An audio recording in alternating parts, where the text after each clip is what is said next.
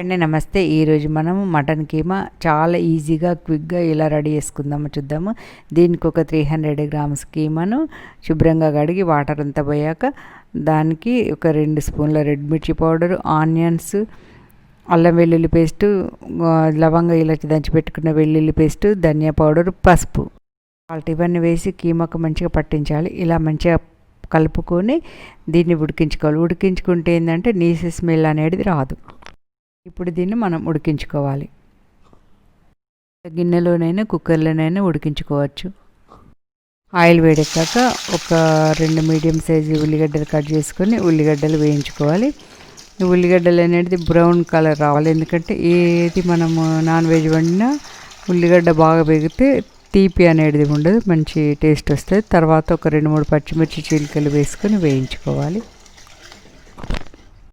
ఇందులోకి లవంగ ఇలాచి వేసి దంచిన వెల్లుల్లి పేస్టు, అల్లం వెల్లుల్లి పేస్టు 2 వేసి వేయించుకోవాలి. హాఫ్ ఏమో నేను ఉడికించేటప్పుడు వేసుకుంటే నీసు వాసన అనేది రాదు. మసాలా అంతా కర్రీకి బట్టి చాలా టేస్ట్గా చాలా బాగుంటుంది. తర్వాత మనం పసుపు వేసుకోవాలి.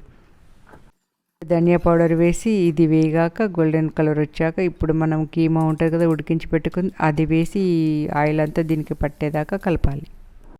మధ్య మధ్యలో చెక్ చేసుకుంటూ సగం గోలాక ఇప్పుడు మనం 2 మీడియం సైజు టమాటాలు వేసి వేగించుకోవాలి.